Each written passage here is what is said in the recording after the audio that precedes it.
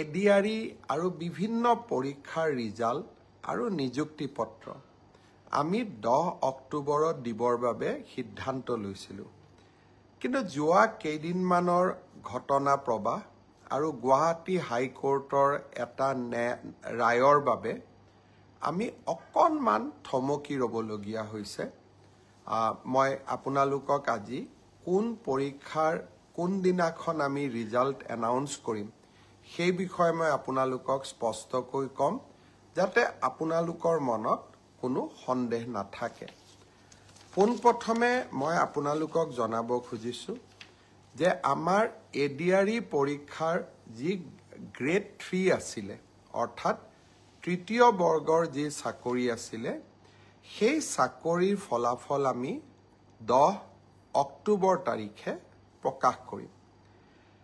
এডিআৰইৰ চতুৰ্থ শ্ৰেণীৰ যি পৰীক্ষা আছিলে, প্ৰায় 5000 পদ আছিলে, এই পৰীক্ষাৰ ফলাফল আমি 15 অক্টোবৰ তাৰিখে ঘোষণা কৰিম।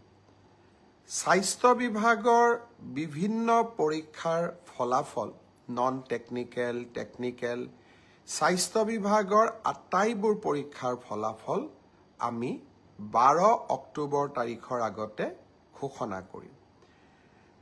এলিমেণ্টাৰী প্ৰাথমিক বিদ্যালয়ৰ শিক্ষকৰ নিযুক্তিৰ বাবে আমি যি পৰীক্ষা বা আমি যিটো নিযুক্তিৰ প্ৰক্ৰিয়া আৰম্ভ কৰিছোঁ, সেই পৰীক্ষাৰ ফলাফল আমি 15 পৰা 20 অক্টোবৰৰ ভিতৰত প্ৰকাশ কৰিম।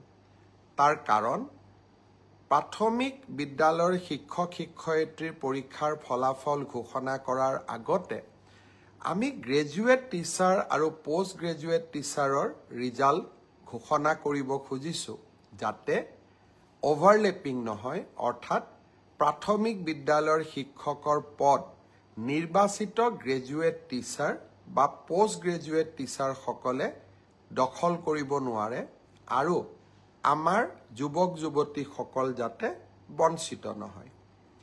গ্ৰেজুৱেট টিচাৰ আৰু পোষ্ট গ্ৰেজুৱেট টিচাৰৰ পৰীক্ষাৰ ফলাফল আমি 15 অক্টোবৰ তাৰিখে ঘোষণা কৰিম। অৰ্থাৎ এই গোটেই পৰীক্ষাৰ ফলাফলসমূহ আমি 20 অক্টোবৰ তাৰিখৰ আগতে আমি ঘোষণা কৰিবলৈ সক্ষম হ'ম। আপোনালোকে এতিয়া সুধিব যে পুলিচৰ পৰীক্ষাৰ ফলাফল আমি কেতিয়া দিম?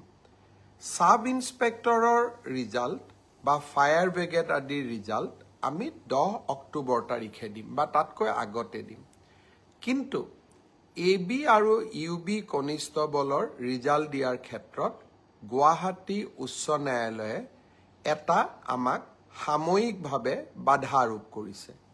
আমি আশা কৰোঁ সেই বাধা আৰোপ অতিক্ৰম কৰি, অৰ্থাৎ উচ্চ ন্যায়ালয়ক সন্তুষ্ট কৰি, আমি এই মাহৰ ভিতৰতে পুলিচৰো AB আৰু UB কনিষ্টবলৰ ৰিজাল্ট ঘোষণা কৰিব পাৰিম।